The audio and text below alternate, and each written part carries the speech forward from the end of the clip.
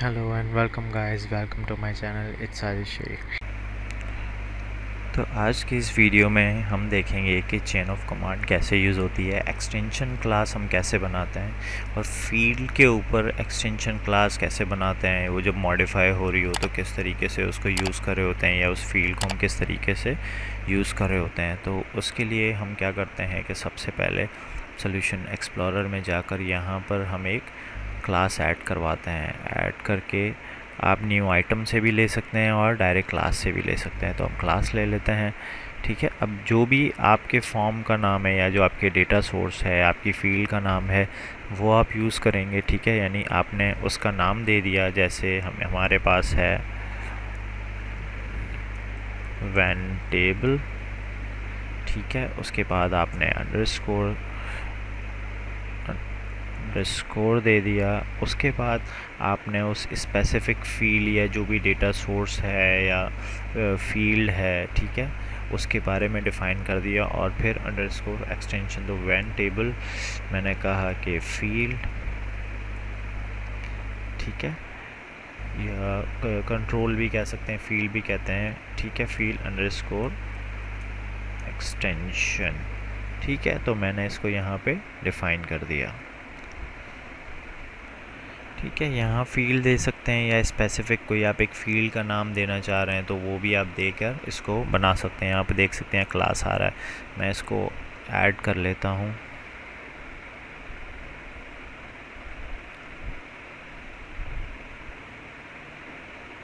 Add कर लेने के बाद इसने मुझे यहाँ पर एक क्लास दे दी। मैं इस प्रॉपर्टीज़ को बंद कर देता हूँ, ठीक है। अच्छा जी, तो सबसे पहले आपने क्या करना है, इसको यहाँ से पब्लिक कर देना है,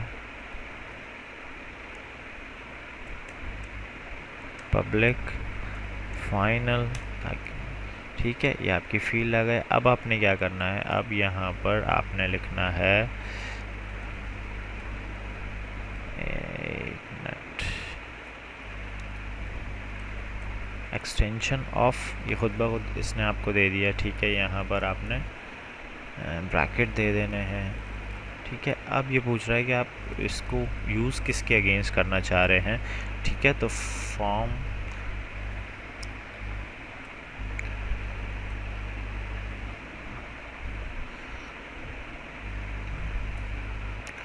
डेटा फील्ड आता है या फॉर्म str फील्ड भी हम दे सकते हैं।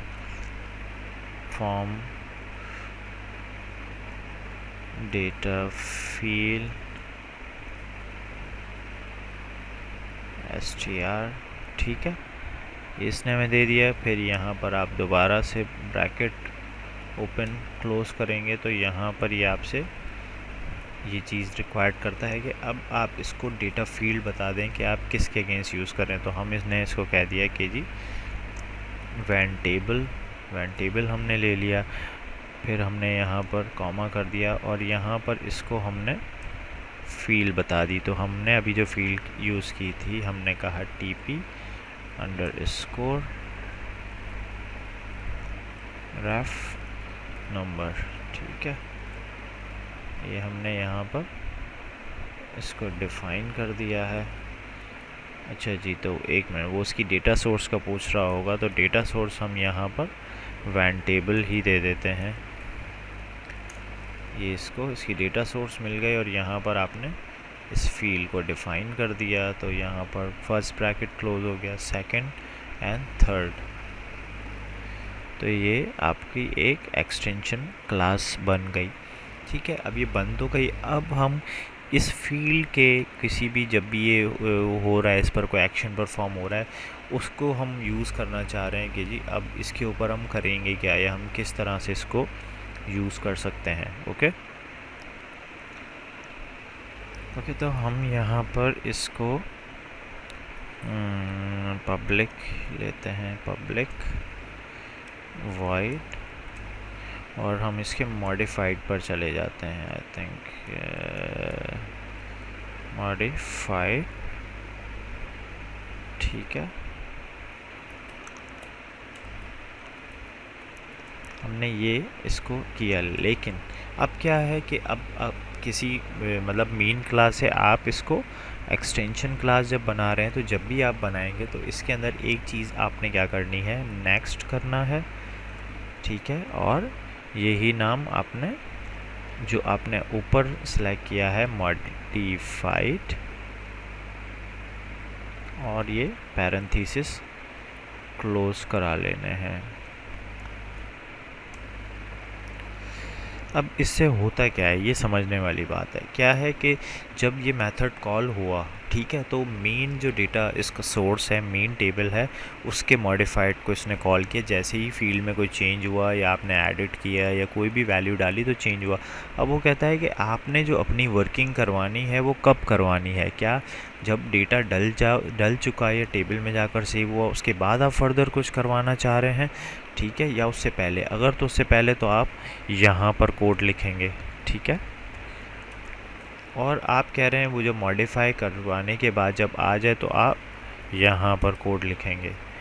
समझ रहे हैं? तो किस तरीके से फिर इसको ये मेंटेन करेगा कि मॉडिफाइड से पहले ही आपने यहाँ पर कोड लिखना है, मॉडिफाइड के बाद आपने यहाँ पर कोड लिखना है, ताकि जब आपकी वर्किंग है वो सही तरह से परफॉर्म हो सके, ठीक है। तो इसको हम एक टेस्ट रन करके देख लेते हैं। इसमें हमें कोड ऐड करना पड़ेगा, तो हम क्या कर लेते हैं, इसके फॉर्म डेटा ऑब्जेक्ट ले लेते हैं।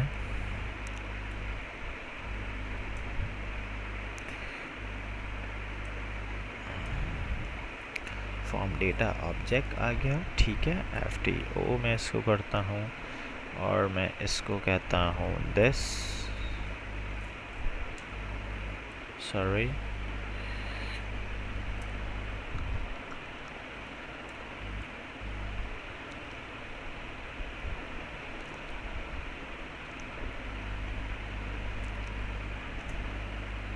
ठीक है, एज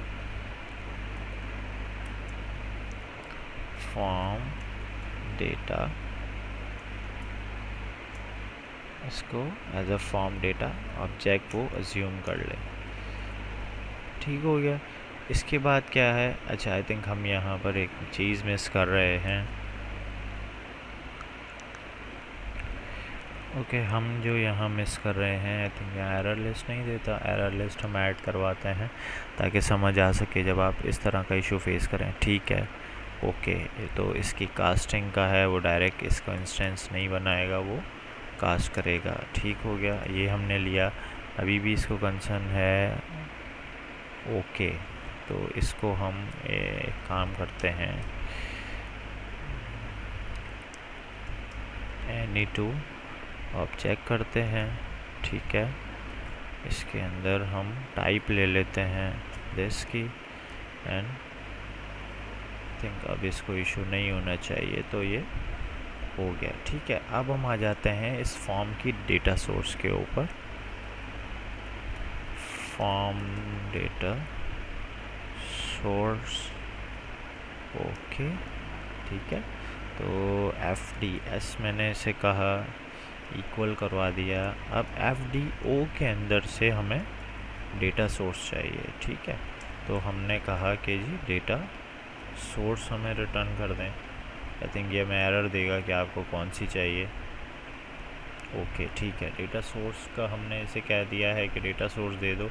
अब क्या है, अब हमारा वही बात आ जाती है कि आप इसको करंट रिकॉर्ड या जिस रिकॉर्ड पर हम आए वो कैसे लेंगे, ठीक है। तो आपने यहाँ पर अपने टेबल का ऑब्जेक्ट बना लेना है। आपका टेबल है वेंड टेबल, ठीक है। अच्छा, इसके बाद हमने इसको VT अज्यूम कर लिया है, ठीक है। और हमने कहा कि जी FTS डॉट कर्सर और मेथड क्लोज। तो यहाँ पर अब वो क्या करेगा कि इस फॉर्म का ऊपर चला गया, वो यहाँ से जो भी डेटा ऑब्जेक्ट उसको मिला उसने इसको इसमें ऑब्जेक्ट कंसर्न कर लिया, उसके अंदर से उसने डेटा सोर्सेज ले ली, ठीक है। डेटा सोर्सेज ले लेने के बाद इसने इसको दे दिया डेटा सोर्स को, और डेटा सोर्स के अंदर से जो कर्सर आया उसने इस वैन टेबल के अंदर इसको कन्वर्ट कर लिया। अच्छा, ये क्या हुआ कि अभी मॉडिफाई होने से पहले का डेटा हमें यहाँ पर मिल रहा है, लेकिन हम ये चाह रहे हैं कि जब मॉडिफाई होकर आ जाए तो वो ये एक्शन परफॉर्म करे, ठीक है। तो हम क्या करेंगे कि हम इसके अंदर फॉर सपोज ये VT आ रहा है तो VT, ठीक है, हमने कहा डॉट, अब ttref नंबर के अंदर हम यहाँ पर इसको कुछ फिक्स दे देते हैं कि डायनामिक्स 365 ओके, और हमने इसको यहाँ पर सेव करवा दिया। ठीक हो गया। अब हमें ज़रूरत है कि अब हम फर्दर इसकी टेस्टिंग कर लें कि क्या ये वाली वैल्यू इसके अंदर मॉडिफाई होने के बाद जाती भी है या नहीं जाती है। ठीक है, हम इसको देख लेते हैं। तो हम सबसे पहले इसको बिल्ड कर लेंगे।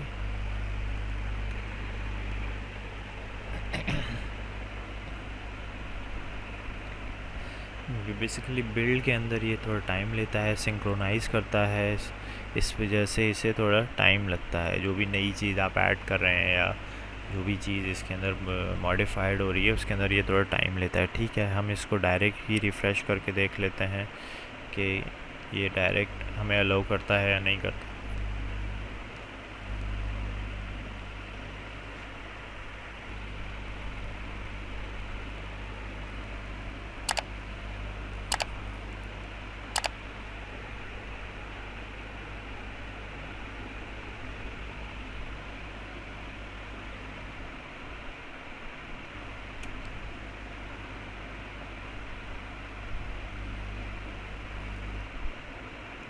ठीक है, अब यहाँ पर जैसे ये लिखा हुआ है हमने इसको एडिट कर लिया। एडिट करने के बाद मैंने कहा SAJ करके मैंने इसको कंट्रोल S कर दिया। अब आप देखें जैसे ही मैंने इसको सेव किया इसने क्या किया कि डायनामिक्स 365 यहाँ पर लेकर आ गया। इट मीन्स कि जब भी हमने उसको मॉडिफाई किया तो मॉडिफाई के केस में उसने क्या कर दिया कि जी डायनामिक्स 365 यानी हमने बाद में उसमें ऐड किया हुआ था, तो वो उसके मॉडिफाई होने के बाद उसने वैल्यू खुद ब खुद उसके अंदर पिक कर दी। अगर हम दोबारा से इसको देखें कि मैं इसको डायना कर देता हूँ और यहाँ से आके सेव करता हूँ, तो इसने क्या किया दोबारा से डायनामिक्स 365 कर दिया। तो जब भी आपको मॉडिफिकेशन या इस टाइप की इसी तरह की किसी भी मेथड की ज़रूरत पड़ेगी तो आप क्या करेंगे कि यहाँ पर आकर उस मेथड को ले लेंगे। ठीक है, उसके बाद ये नेक्स्ट का मेथड आप कॉल करवा लेंगे कि अगर ये प्रीवियस में जो इसकी बेस क्लास से आप गेट करवा रहे हैं इस मेथड को वहाँ पर बना हुआ है कि नहीं बना हुआ है। अगर बना हुआ है तो वो इस तरीके से गेट होकर आ जाएगा और फिर क्या हुआ कि आपकी जो भी लॉजिक है वो आप इस तरीके से देख सकते हैं। दूसरी चीज़ एक और यहाँ समझने की है कि आपको करंट ऑब्जेक्ट मिल रहा है, उसके अंदर से आपको डेटा सोर्स मिल रही है, डेटा सोर्स के अंदर से आपको करंट रिकॉर्ड मिल जाता है। तो जो भी वैल्यू आपके कर्सर में जो मेन रिकॉर्ड के अंदर पड़ी हुई है उसको आप यूटिलाइज़ कर सकते हैं, मॉडिफाई कर सकते हैं आप अपनी मर्ज़ी से, और फर्दर कोई फील्ड इसके थ्रू लोड कराना चाह रहे हैं, सेव कराना चाह रहे हैं तो वो भी आप कर सकते हैं। ओके गाइस, तो इस वीडियो में इतना ही, मिलते हैं नेक्स्ट वीडियो में।